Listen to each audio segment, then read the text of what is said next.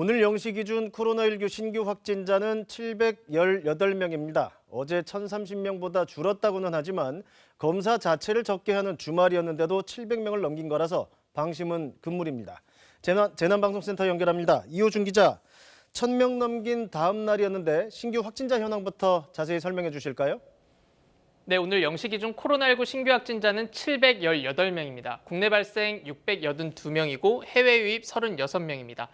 위중증 환자는 185명으로 6명 늘었습니다. 사망자는 7명이 늘어서 누적 사망자 587명입니다. 확진자 추세를 한번 살펴보도록 하겠습니다. 지난주 토요일 신규 확진자 950명, 어제 1,030명으로 일일 최다 확진자를 기록했는데요.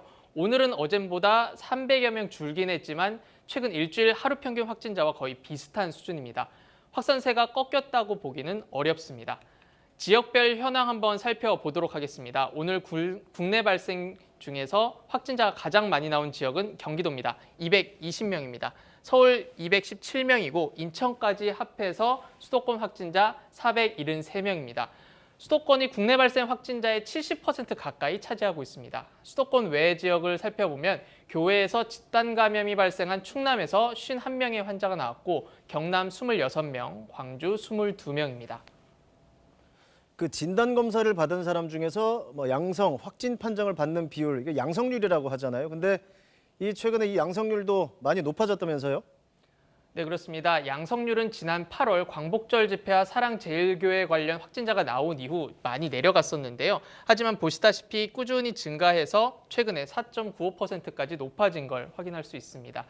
최근 추세는 양성률이 3, 4%까지 높아졌는데요. 100명이 검사를 받으면 3, 4명이 그중에 확진자라는 의미입니다. 특히 집단 발병이 상대적으로 적은 시기임에도 불구하고 양성률이 그만큼 높아졌다는 건 일상 속 감염자가 많다는 걸 의미합니다. 감염 경로를 살펴봐도 최근 2주간 선행 확진자 접촉 비율이 40%를 넘었습니다.